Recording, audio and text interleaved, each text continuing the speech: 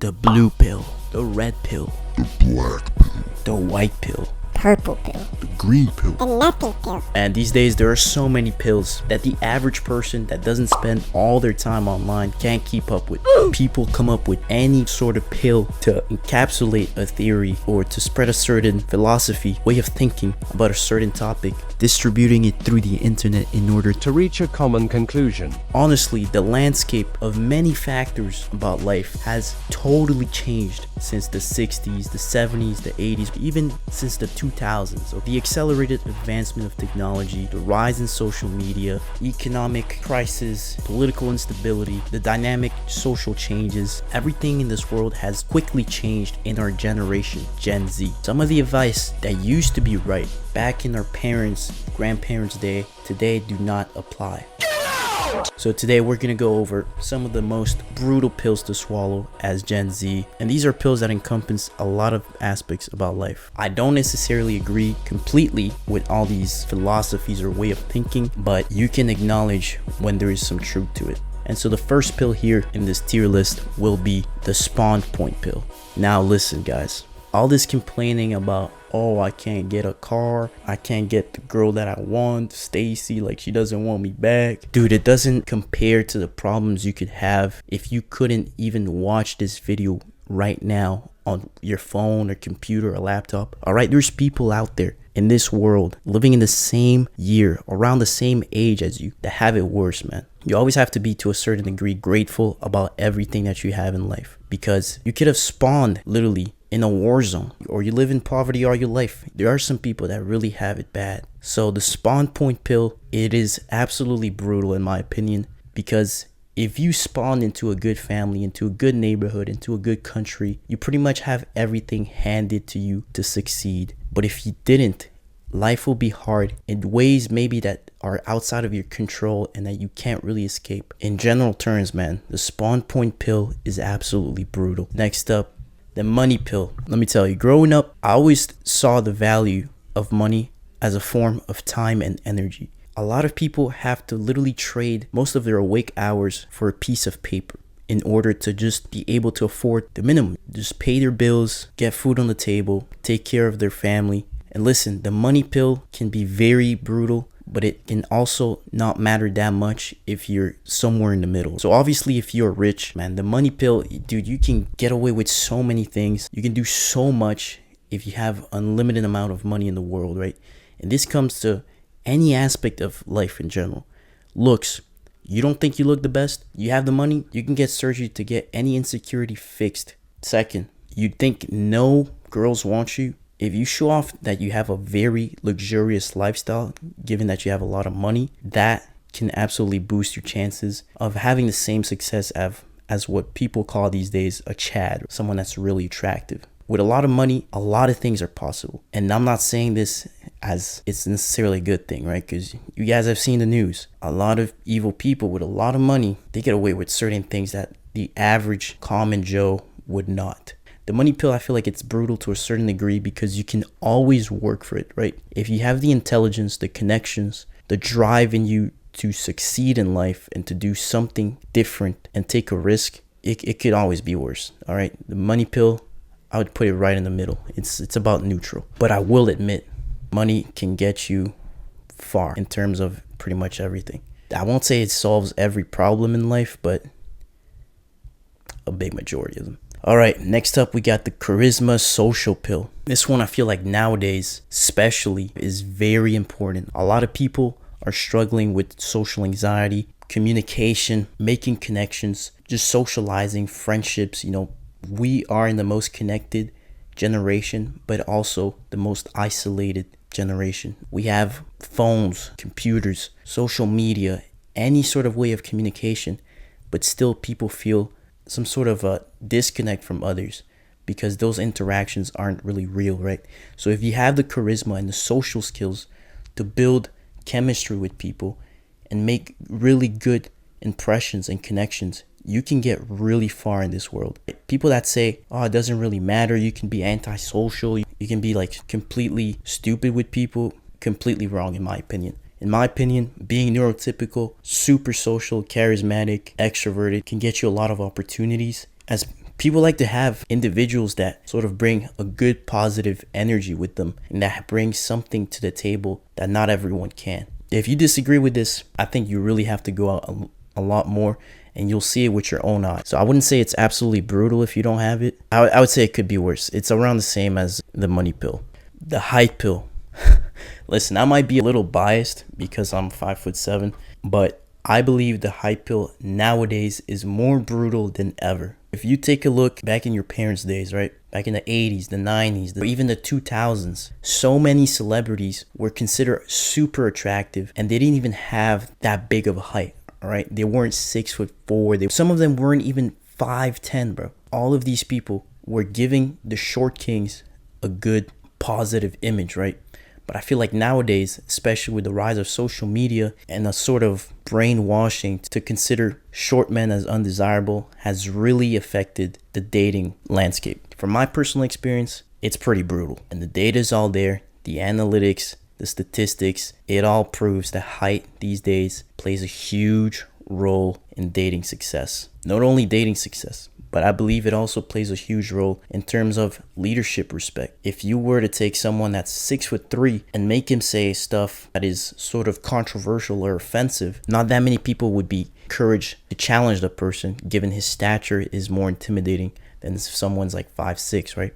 So I feel like height pill, it didn't used to be so brutal, but giving sort of the social media brainwashing and the collective consensus around being seen as weaker has kind of ruined the image of the height pill. So I would put it as absolutely brutal. And bro, if you disagree, you better not be like 6'3", because I already know some people are like 6'3". They're like, oh, I know a guy that's like 5'4" and he gets a lot of women. Bro, of course there's exceptions, all right? But exceptions do not make the rule. Also, there's pretty much nothing you can do to change your height after puberty. It's pretty much just 80% genetics, so you're stuck with whatever height you have. And no, like lightning surgery is not a fully beneficial and realistic solution. Okay, next up, we got the AI pill. This is huge headlines on the news pretty often these days. AI is probably going to take over the world very soon, okay? I'm talking about in the next 10 to 15 years. The whole world's going to change. A lot of people are going to lose their jobs, and especially if robotics catch up to the software part. It'll be a revolutionary point in history, in human history. And I think there's nothing we can do about it. It's inevitable. If you use ChatGPT, you're literally aiding to the advancement of AI. While it might bring some really good aspects to, society, I feel like there's going to be a lot of consequences as well. But again, this is completely outside of our control, okay? There's absolutely nothing you can do. Like for height, you can go somewhere else in the world that, you be considered average height, or you could wear lifts. There's women that don't put that much emphasis into height, but AI, there's nothing you can do, bro. Like it's gonna happen. All these catastrophic world events, nuclear wars, the fucking asteroid hitting the earth, bro, unless you're Superman, there's absolutely nothing to worry at all. Now, the age pill. This is gonna be, I would say, the most brutal pill out of all of them. Every single thing so far, you can somehow play a role into it, but the only constant that you cannot change in life, in this world, is time. The age pill is basically the most brutal pill because time is limited and you must take advantage of it. And the age pill, of course, it comes to looks as well as opportunities in life. So let's say if you're 20, you're gonna have much more success dating and career opportunities. Okay, not 20, let's say 25 in career opportunities than if you were 75. Of course, when you're 75, you'll look back at those days and reminisce if you had a good past, but if you didn't take advantage of your youth, then you will be filled with regret.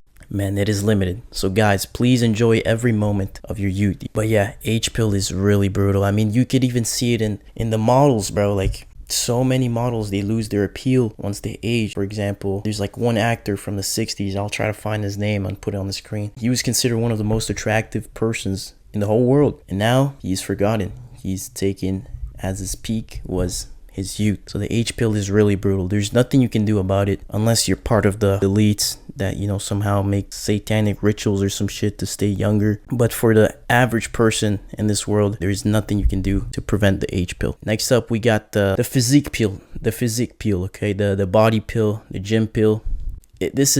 We gonna be okay, bro. If you don't have a strong build, right? If you're not built like I think it's completely fine because, in my opinion, the gym is only a boost if you already have the standard genetical physical traits that are already considered super attractive by women, right? So, for example, height is a huge one. Frame, that's another one. A very attractive face. If you don't have these things, it'll boost you by a slight percentage, but it won't be a night and day difference. Most people that go to the gym, at the end of the day, if they get super buff, it's more appealing to the male gaze. No homo, but that's just how it works. The female gaze works in, surprising ways. Yeah, I mean, I've seen dudes that are really skinny but tall that are dating, really hot girls, and vice versa. Some chubby, I wouldn't say fat or overweight, but just a little chubby that also have like hot girlfriends. Basically, other things boost him, of course, either the height or the money or the charisma, the social status, whatever it is, the social circle. But yeah, if you're like short, you might as well get a little built. Basically, just don't be obese or super underweight. Try to be somewhere in the middle. Preferably try to keep a lean, muscular, natural looking physique. And it's always good to go to the gym. It's a healthy habit, but don't expect it to change your life in terms of dating. So I would say the gym is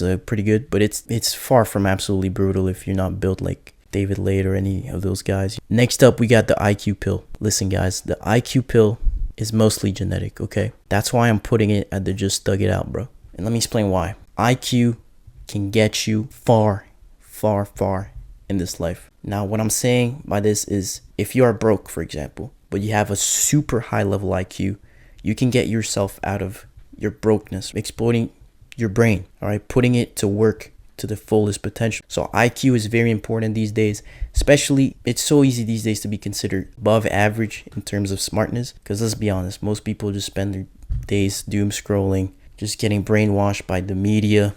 Barely anyone forms their own opinions, tries to read, tries to inform themselves about different problems of the world, different topics, become smarter. These days, being smart, I guess, is not considered the most attractive thing when it comes to dating, but it can get you far in other aspects of life. So the IQ pill, I wouldn't say if you're low IQ, it's absolutely brutal, but yeah, I mean, like you'll be struggling in a lot of senses. But if you're average IQ, you can always work on your IQ, right? It's not fully genetic, but I think a big percentage of it, like sort of like 80% of your IQ is genetic. So yeah, it is pretty brutal, bro. So just thug it out. If you're not the smartest out there, it's okay. At the end of the day, the smartest people get exploited for the big companies, and some don't make it out to be rich because it takes a lot of other qualities, not necessarily good qualities, to become rich. Think about all the billionaires that are really rich. Okay, next up we got the status pill. The status pill, I would say, is, listen, like if you're in high school, college, obviously status is gonna matter a lot. But at the end of the day, bro, like by status, right, what do we mean? Like, so in high school, who has the most status, right? It's the athletes, jocks, the cool group of people.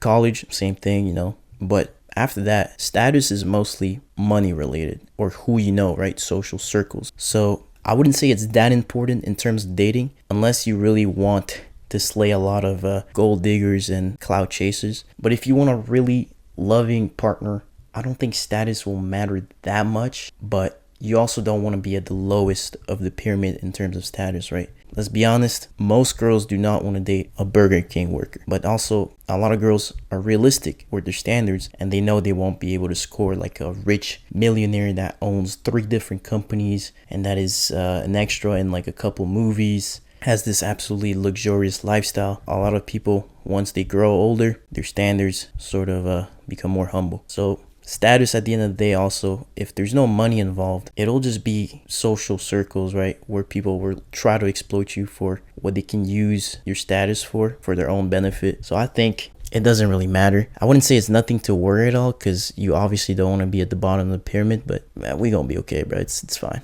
Now this one, the hair pill. This one, I might be a little biased again, because unfortunately I don't have the best hair genetics when it comes to hairline. So I'll put this as just thug it out, bro. And let me explain why. Basically, these days, bro, being bald is kind of a choice, right? There are so many treatments and ways of avoiding being bald. Minoxidil, finasteride, dutasteride, fucking microneedling, red light therapy, okay? These are all things that are gonna help you avoid becoming absolutely bald, okay? My hairline is not the best right now. it gets pretty bad, let's be honest. And at the end of the day, even if you have severe hair loss to the point where it negatively affects your looks, if you have an attractive face, all right, I'm thinking about, for example, wait, okay, no homo, that sounded kind of zesty, but Jude Law, he has a terrible hairline, but he's still considered one of the most attractive people in Hollywood. So as long as you have a really attractive face, hair does not matter as much, okay? But if you are average, not having hair will absolutely decrease your looks. And there is a solution. You can always get a hair transplant, a hair system. There's ways to escape this. Or if your phenotype is like super masculine, gym roided, man, then being bald is okay, I think. Like I'm thinking about The Rock, for example. Like it kind of suits him, or Jason Statham. But yeah, if you have more of the pretty boy phenotype, or the more youthful sort of look, then yeah, having hair is going to be really important. So that's why I'm putting it as just dug it out. It won't be absolutely brutal because there are many ways of changing the situation. So yeah.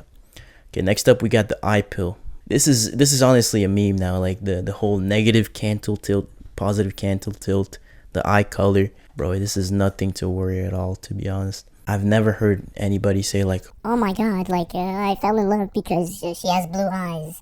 Like if the girl's attractive, you would fall in love if she has blue eyes, green eyes, purple eyes, brown eyes, black eyes. It doesn't matter. And same for girls to guys, okay? So yeah, nothing to worry at all. Next up, we got the race pill. This one, I didn't think it was that bad up until my Asian friend sent me so many studies, statistics, data about how certain Fortnite characters from certain seasons, okay, I don't want to get demonetized, have it harder in terms of dating than others. And it is true, okay? Some Fortnite characters, especially if you're competing at the same looks level and they're from different parts of the map, if they're both at the same looks level, people will tend to date what they're familiar with. And this goes both with culture and also looks. Basically, one particular group of Fortnite characters, which is the same as the background right now, has it easier in dating compared to other groups of Fortnite characters, because in general they tend to be seen as more desirable all around the world due to Hollywood propaganda, the media pushing a more positive image of them all around the world compared to other groups. Yeah, it's pretty brutal, man, but I don't think it matters that much if you're super attractive. If you're super attractive in your Fortnite character group, this really won't affect you that much. But yeah, if you're average, like there's ways you can avoid this, obviously. For example, geomaxing, passport broing, as they call it also, is a solution that for many people will become a reality, especially if the standards of the average woman become higher in the Western societies. There's not much you can do apart from geomaxing or finding someone that, really doesn't see your culture as that different. But yeah, it's I would put it as just tug it out, bro. I wouldn't say it's game over, it's not absolutely brutal. Okay, finally, eggplant pill.